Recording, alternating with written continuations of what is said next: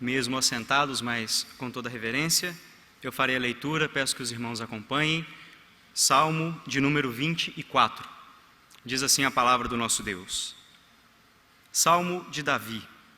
Ao Senhor pertence a terra e tudo que nela se contém, o mundo e os que nele habitam. Fundou a ele sobre os mares e sobre as correntes a estabeleceu. Quem subirá ao monte do Senhor? Quem há de permanecer no seu santo lugar? O que é limpo de mãos e puro de coração, que não entrega a sua alma à falsidade, nem jura dolosamente. Este obterá do Senhor a bênção e a justiça do Deus da sua salvação. Tal é a geração dos que o buscam, dos que buscam a face do Deus de Jacó. Levantai, ó portas, as vossas cabeças, levantai-vos, ó portais eternos, para que entre o Rei da Glória. Quem é o Rei da Glória? O Senhor, forte e poderoso. O Senhor, poderoso nas batalhas. Levantai, ó portas, as vossas cabeças, levantai-vos, ó portais eternos, para que entre o Rei da Glória. Quem é esse Rei da Glória? O Senhor dos Exércitos, Ele é o Rei da Glória. Quero convidar você a fechar os seus olhos, vamos orar mais uma vez. Senhor nosso Deus, Tua palavra foi lida e certamente já falou ao nosso coração. Rogamos ao Senhor que o Teu Espírito Santo nessa noite nos ilumine, nos faça compreender as maravilhas da Tua lei, que Ele aplique ao nosso coração aquilo que o Senhor quer e que vivamos, ó Deus, de maneira que Te agrade. Nós oramos em nome de Cristo. Amém. Se eu te pedisse para definir Jesus Cristo com uma palavra, se eu pedisse você para dizer quem de fato é Jesus Cristo na sua vida, o que você diria? Muitas vezes há uma compreensão errada de quem Jesus Cristo é. Muitas vezes da nossa parte, crentes, cristãos, há uma concepção totalmente diferente da pessoa de Cristo. E esse salmo nos apresenta a grandeza, a beleza de Cristo de uma forma muito singular. Eu vinha aqui para Governador Valadares na sexta-feira e saindo de Belo Horizonte e vindo para cá.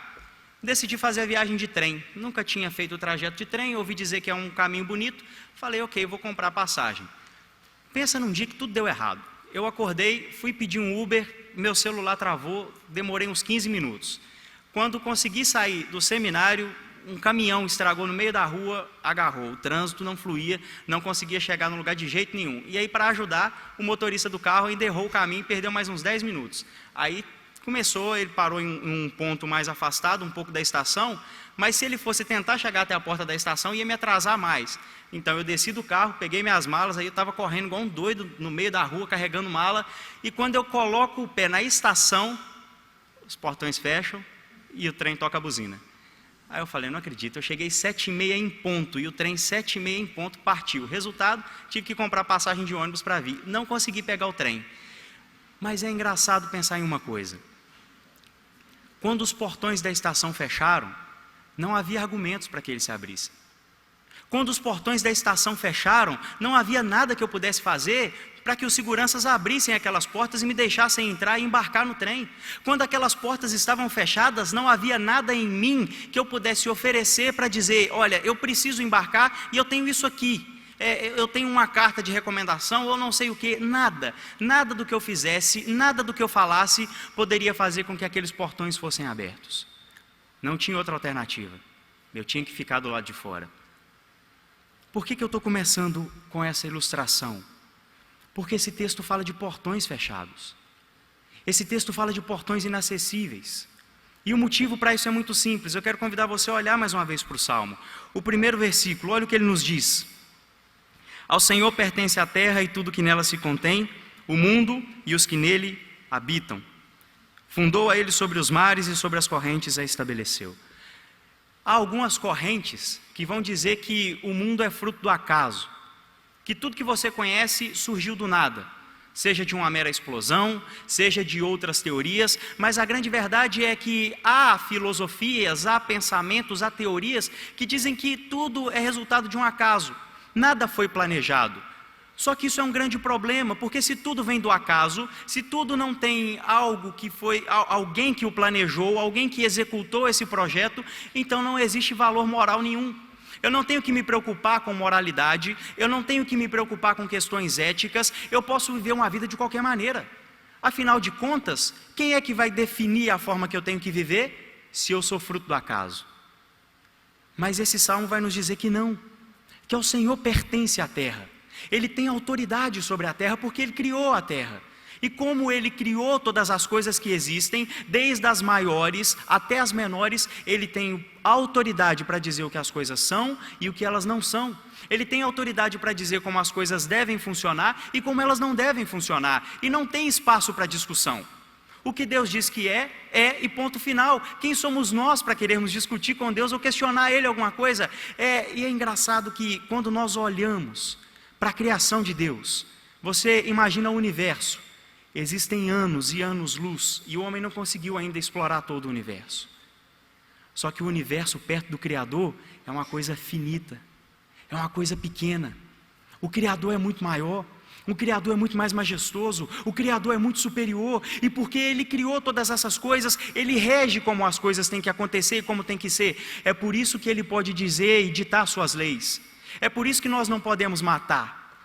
Há uma lei implantada no nosso coração, moral, resultado da própria criação de Deus, que vai dizer, é claro, eu não posso atentar contra a vida de alguém, mas veja bem, se não existem absolutos morais, então isso não tem problema. Se não existe um Deus que dita as regras, eu posso fazer o que quiser, mas o mesmo Deus que criou todas as coisas, é o Deus que diz, você não vai matar.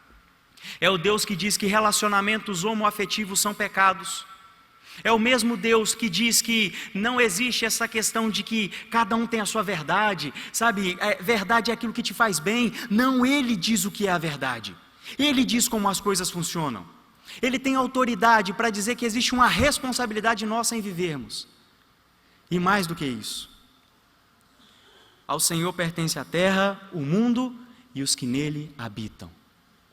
Não é verdade que eu posso dizer meu corpo, minhas regras. Porque eu pertenço a Deus. E veja bem, o Salmo não está dizendo os crentes pertencem ao Senhor. Todos os que habitam na face da terra pertencem a Ele. Ele tem autoridade sobre cada vida. Ele tem autoridade sobre os anjos. Ele tem autoridade sobre os demônios. Ele tem autoridade sobre o diabo. Afinal de contas, quando o diabo vai tentar contra Jó, ele tem que pedir a Deus permissões. Ele tem que ir até Deus e dizer, olha, se isso acontecesse com a vida dele, ele te negaria. Mas é engraçado que o próprio Satanás só vai até onde Deus delimita. O próprio diabo só vai onde Deus diz que tem que ir. No Novo Testamento, quando os demônios veem Jesus, eles ficam assustados.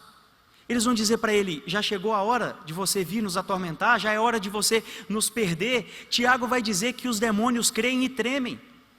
A grande verdade é que Deus tem governo sobre todas as coisas. Por mais que os homens vivam sem crer nisso, por mais que os homens vivam rejeitando isso, tudo acontece dentro da soberania e dentro do governo de Deus, porque Ele criou todas as coisas e Ele ditou como elas têm que ser. Só que tem um problema nisso, que começou no Éden. O versículo 3 diz assim: quem subirá ao monte do Senhor? Quem há de permanecer no seu santo lugar? O que é limpo de mãos e puro de coração, que não entrega a sua alma à falsidade, nem jura dolosamente. Este obterá do Senhor a bênção e a justiça do Deus da sua salvação. Deus criou um mundo perfeito, criou o homem e a mulher e os colocou no jardim. E falou, vocês têm tudo aqui para poder usufruir, vocês podem comer de todas as árvores, vocês vão sujeitar os animais, mas da árvore do conhecimento do bem e do mal não. E o que acontece nesse momento é uma revolta, porque o homem não se contenta em ser imagem e semelhança de Deus, mas ele quer ser como o próprio Deus. É por isso que o diabo, ao enganar Eva, diz, é certo que vocês não vão morrer se comerem desse fruto. Deus sabe que vocês vão ser como Ele, conhecedores do bem e do mal. E o homem cai, o homem peca, o homem entrega a sua alma à falsidade, ele entrega ao seu coração aquilo que é impuro. E aí a grande pergunta é, quem subirá ao monte do Senhor? Nós cantamos aqui agora há pouco, adoramos no seu santo monte. Há um santo monte onde Deus está e onde pecadores não podem entrar. Existe um lugar santo onde apenas seres santos podem entrar, e esse lugar é inacessível a pecadores. Quem vai subir nesse monte? Quem vai conseguir chegar diante dos portais eternos e dizer, abram-se? Procure na Escritura os grandes homens que ela nos apresenta. Abraão, o pai da fé, ele não é digno de subir ao monte do Senhor. Porque é um pecador. Porque se afastou da vontade de Deus. Moisés, o homem que tirou o povo do Egito, que com um cajado na mão operou sinais e maravilhas diante de várias pessoas, ele não é digno.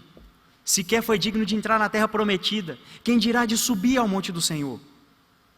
Sansão, o homem mais forte que a Escritura apresenta, não é digno de subir ao monte do Senhor. Salomão, o homem mais sábio, jamais houve alguém com a sabedoria tal como Deus concedeu a este homem. Ele não é digno de subir a este monte do Senhor. Aí você pode ir para o Novo Testamento. Você pode tentar perguntar, e o apóstolo Paulo? Escreveu a maioria das cartas que nós temos aqui. Exerceu seu ministério em várias cidades. O apóstolo Paulo não é digno de subir ao monte do Senhor. E aqui dentro, nessa noite, não há ninguém que possa dizer, eu sou digno. Eu tenho em mim algo para apresentar a Deus e dizer, eu tenho méritos para subir nesse monte. Primeiro porque quem pode subir esse monte é aquele que é limpo de mãos. Ora, e quem é que pode dizer que as minhas mãos são limpas? As minhas mãos nunca fizeram o mal, as minhas mãos nunca maquinaram o mal, as minhas mãos nunca foram usadas para fazer coisas que desagradam ao Senhor. Ninguém pode dizer. Ninguém aqui pode dizer, o meu coração, ele é puro, ele não é entregue ao pecado, porque dia após dia nós maquinamos o mal no nosso coração. Dia após dia o nosso coração se enche com coisas corruptas que ofendem ao Senhor dos Exércitos. E aí a gente vive como se isso fosse a coisa mais natural do mundo. Nós amamos o pecado, nós amamos aquilo que nos afasta de Deus, nós amamos aquilo que nos destrói, nos escraviza. Tiago vai dizer que nós somos tentados pela própria cobiça, ou seja, aquilo que nós desejamos, aquilo que nós ansiamos, é isso que nos tenta. O que não entrega a sua alma à falsidade. Por vezes, o nosso interior, a totalidade do nosso ser, ela é entregue a coisas falsas. E tem hora que a gente se engana, achando que estamos vivendo a religião que de fato agrada ao Senhor. Tem hora que nós acreditamos que, eu sou um bom crente, eu estou nos trabalhos da igreja quando eles acontecem, eu vou a todos os cultos de domingo à noite, eu não perco um culto, escola dominical, estou lá em todas. Quando eu falto, assim, só se não tiver como eu ir mesmo, estiver passando mal, ou tiver alguma coisa muito ruim acontecendo. Eu sou um bom crente, mas a grande verdade é que tem uma hora que o povo está voltando do exílio. E o profeta Zacarias, em um momento, é questionado, ou os profetas são questionados, se o povo deveria continuar com o jejum, porque durante os 70 anos do exílio, eles faziam um jejum ao 5º mês, para que eles pudessem chorar e se lembrar do templo que foi destruído. E é muito terrível o que Deus diz, porque Ele fala assim, quando vocês jejuaram, acaso foi para mim? Quando vocês comeram e beberam, não foram para vocês mesmos? Vocês se encheram de uma religião falsa. Vocês acreditaram que todo esse tipo de ritualismo falso, todo esse tipo de formalidade falsa agrada ao Senhor dos Exércitos, mas a grande verdade é que Ele sabe que tudo que aquele povo havia feito era por conta dele mesmo. E aí a grande verdade é que a nossa alma é entregue à falsidade quando nós acreditamos que a nossa religiosidade agrada ao Senhor, mas o nosso coração está distante dele. Jesus diz isso para os fariseus: vocês são hipócritas, porque com a boca vocês me louvam, mas o coração de vocês está longe de mim. O que não jura dolosamente. Quem aqui nunca quebrou um voto? Nunca quebrou um compromisso? Nunca quebrou um pacto? Quem aqui pode dizer, não, em momento algum eu deixei de cumprir com a minha palavra, de fazer uma coisa que eu havia prometido? Em todos os nossos juramentos, em todos os nossos compromissos, infelizmente há dolo. Infelizmente, há em nós uma tendência muito forte a quebrarmos alianças, a quebrarmos pactos, sejam feitos entre nós mesmos, uns com os outros, seja entre nós e o nosso Criador. É engraçado pensar que o nosso coração ele é tão enganoso, que ele nos faz acreditar que de alguma maneira existe santidade em nós, mas às vezes os nossos momentos mais sublimes são simplesmente manchados pelo pecado. Vou te dar um exemplo. Às vezes na nossa oração, a nossa mente divaga e começa a pensar em outras coisas. Um momento de oração é um momento íntimo e sublime com Deus. E o nosso coração, por ser pecaminoso, ainda assim quebra esse momento tão santo e íntimo com Deus. Aqui dentro é um culto. Você não está aqui assistindo um culto, mas prestando um culto ao Senhor. Você está aqui rendendo a Ele uma adoração. E ainda assim há momentos que o nosso coração nos leva para fora dessa igreja, nos leva para fora de um ato de culto. A grande verdade é: não há quem seja digno de subir ao monte do Senhor. Só que o nosso problema é que isso parece não gerar em nós a dor e o sofrimento que deveria gerar. Quando eu paro para pensar que eu não sou digno de subir ao monte do Senhor e que ninguém aqui pode dizer que é digno, isso deveria me causar um desespero.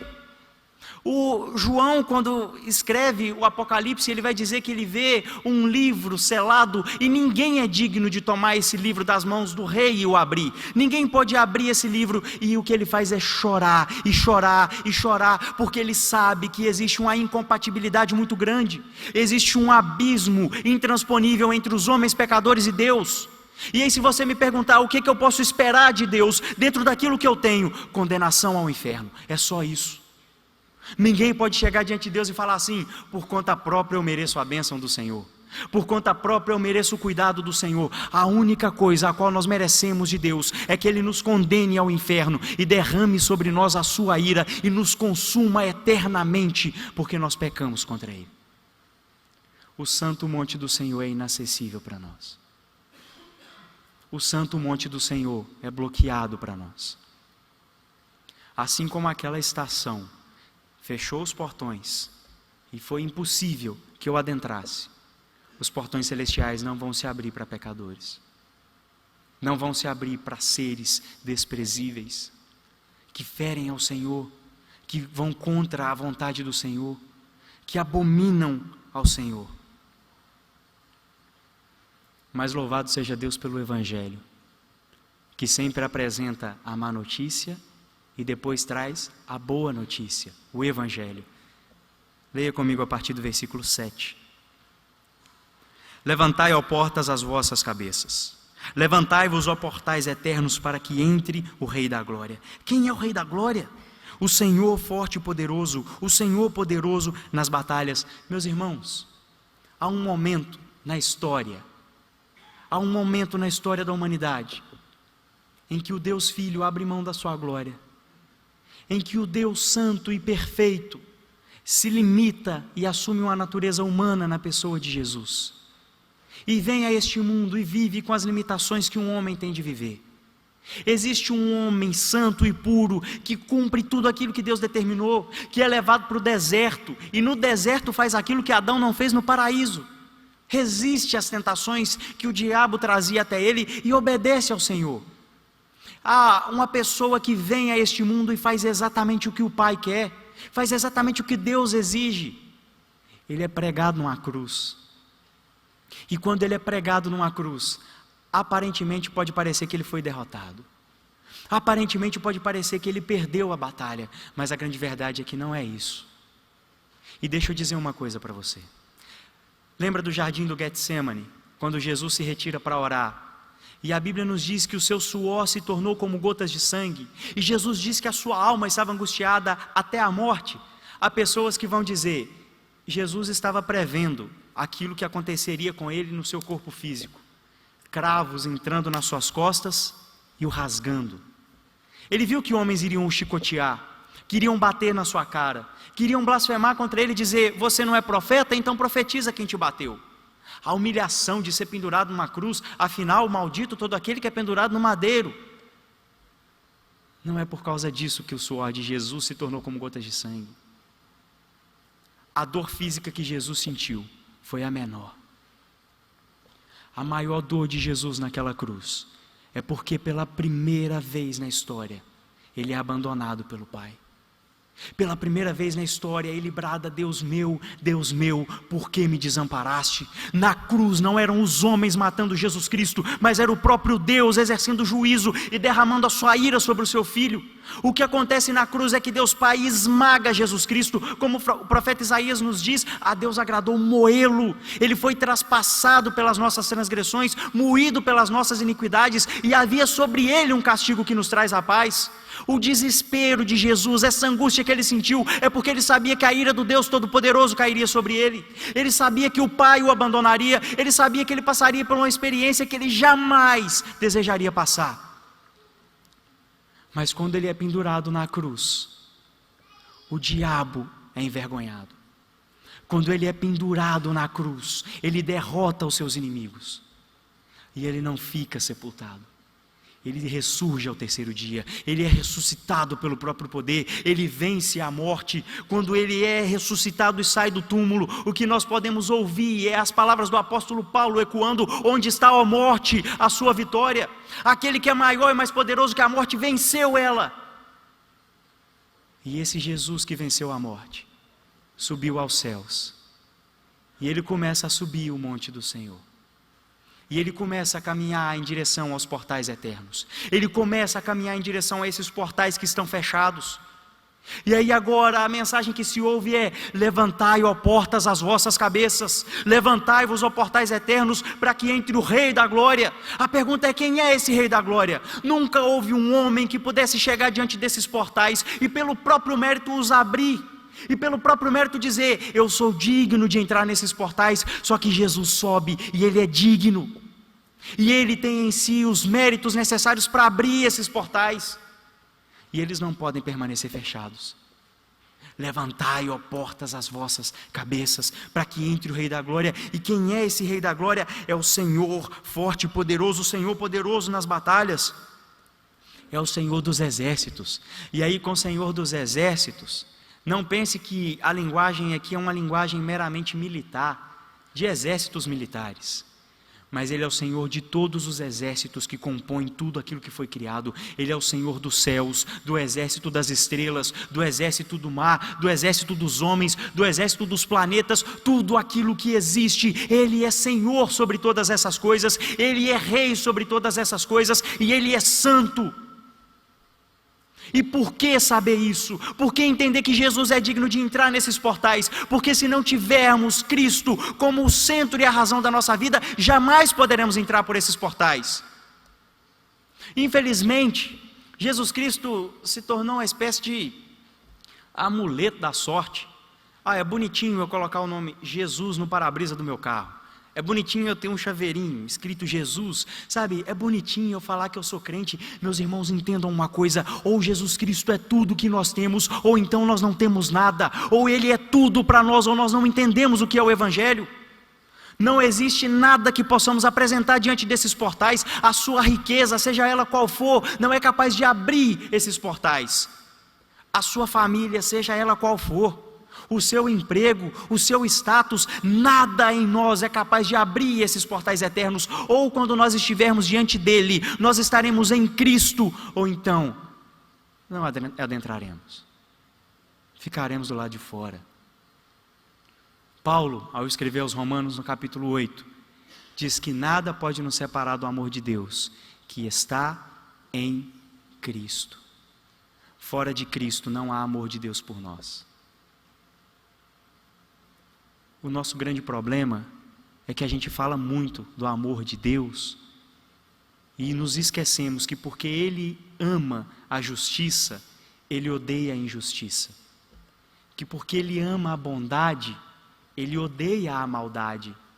Que porque Ele ama a pureza, Ele odeia aquilo que é impuro. A equação mais lógica disso não é eu olhar e falar assim: Deus me ama. É olhar e dizer: Deus só pode me odiar. Mas se nós estivermos unidos a Cristo, o amor de Deus está sobre nós, e nada nos separa desse amor, e nada nos tira desse amor, e nada vai fazer com que sejamos consumidos pela ira de Deus, porque o preço foi pago na cruz. Nós precisamos aprender a amar Jesus Cristo.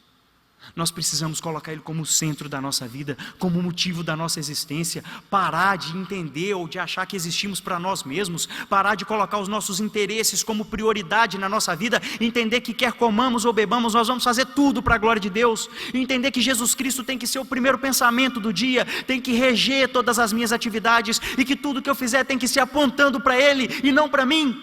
Porque se eu não estiver unido a Ele, se Ele não for o centro da minha existência, se Ele não for o motivo pelo qual eu vivo, eu não posso entrar nesses portais, eu não posso entrar na vida eterna, só me resta condenação. O problema é que daqui a pouco nós vamos sair por aquelas portas. E muitas vezes vamos viver como pessoas que não amam a Jesus Cristo.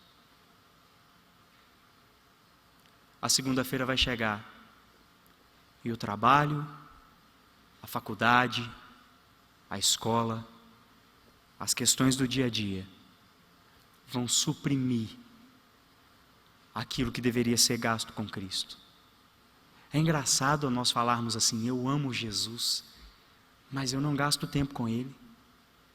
Eu amo a Jesus, mas eu não quero sentir a presença dEle, eu não quero parar no meu quarto e falar assim: eu vou ter um tempo de meditação na Escritura, eu vou orar e eu vou buscar a direção do Senhor, eu vou pedir para Ele que me encha do Espírito dEle, eu vou pedir para que Ele seja a razão do meu dia. Aí a gente deixa devocional para o final do dia, aí está todo mundo cansado, aí você lê 1 ou 2 versículos rapidinho e vai dormir, no outro dia você não lembra nem do que você leu. Nós temos que aprender a amar a Jesus Cristo urgentemente. E não se engane, isso não é uma questão de opção. Não é uma questão de, eu posso amar Ele de qualquer maneira. Quando Pedro nega Jesus Cristo por 3 vezes, e depois há um encontro deles novamente, Jesus confronta o coração de Pedro. Porque lá atrás, quando Jesus disse para Pedro que Pedro o negaria, o que Pedro diz é: Senhor, não vou te negar. O Senhor até agora acertou tudo, mas isso aqui o Senhor errou. Não vou te negar. Eu digo mais, pode todo mundo aqui, todos esses apóstolos aqui, todos esses discípulos, negarem ao Senhor e te abandonar, mas se for preciso morrer com o Senhor, eu vou morrer. Negou Jesus as 3 vezes. Ele achava que o seu coração amava Jesus Cristo a tal ponto que ele morreria por Ele. E ele não foi capaz de fazer. E é por isso que em um momento posterior, Jesus com ele vai dizer: Pedro, você me ama? E o que Pedro vai dizer é: Senhor, eu te amo, não com o amor que eu acreditava que eu amava. Apacenta minhas ovelhas. Pedro, tu me amas? Senhor, o Senhor sabe que eu te amo. Não com o amor que eu queria, não com o amor que eu achava que tinha. Até que pela 3ª vez, quando Jesus pergunta, Pedro se entristece e vai falar: Senhor, o Senhor sabe de todas as coisas. O Senhor sabe o que está aqui dentro. E o Senhor sabe que eu não amo o Senhor como eu queria ou como eu deveria te amar. E Jesus cuida do coração de Pedro. E aí cabe a você nessa noite fazer um diagnóstico do seu coração. E se perguntar: você ama Jesus Cristo? Ele é a razão da sua existência? Ele é a razão da sua vida? E aí, jovens e adolescentes, ouçam isso com muita atenção. A vida de vocês não tem garantia nenhuma do amanhã. Então não adianta pensar: porque eu sou jovem, quando eu fizer meus 20 e poucos anos, eu começo a amar Jesus de verdade. Eu perdi vários amigos na adolescência. Acidentes de carro, outras questões, acidentes de skate. Hoje é o tempo para nós clamarmos a Deus e pedir para que Ele mude o nosso coração. Hoje é o tempo para nós colocarmos os nossos joelhos no chão e implorarmos a misericórdia dEle. Hoje é o tempo de nós sairmos daqui e falarmos: Senhor, eu preciso aprender a te amar. Eu preciso entender que o Senhor é tudo que eu tenho. Veja bem, Ele não é tudo que nós precisamos, Ele é tudo que nós temos. Se nós não tivermos Ele, nós não temos nada. Nada. Coloque o seu coração diante de Deus. Peça a Ele a graça, peça a Ele a misericórdia e peça a Ele que mude o meu e o seu coração, para que nós o amemos de fato.